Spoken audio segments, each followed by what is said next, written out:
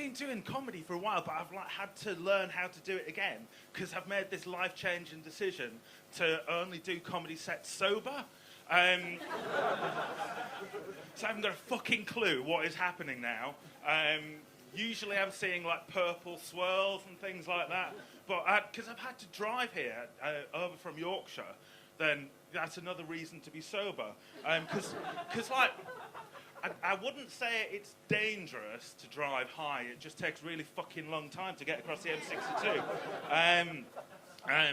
So yeah, sober comedy's weird.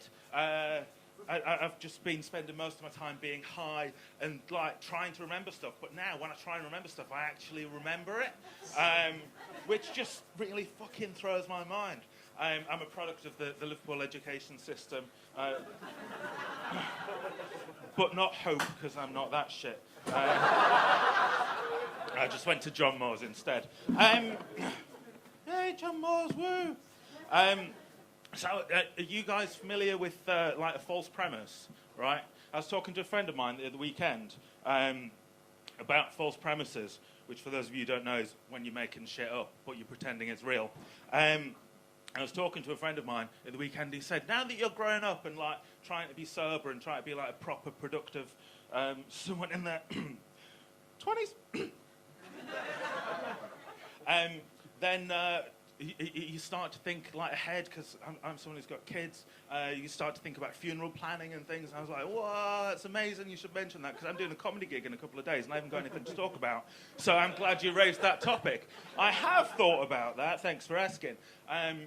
But like, I'm really conscious that different things, like the different way of delivering a funeral, works in different contexts.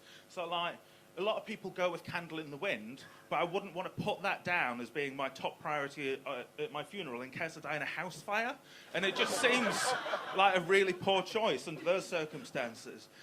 Equally, like, you know, the tub thumping song by the Chumbawambas?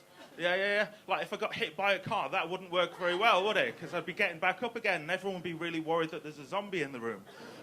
But genuinely, one of the what was it? Popular? Is popular a word for funerals? One of the most popular songs to choose for funeral is Flying Without Wings. But then I have recurring dreams of dying in a plane crash. So these things just don't comfort me at all.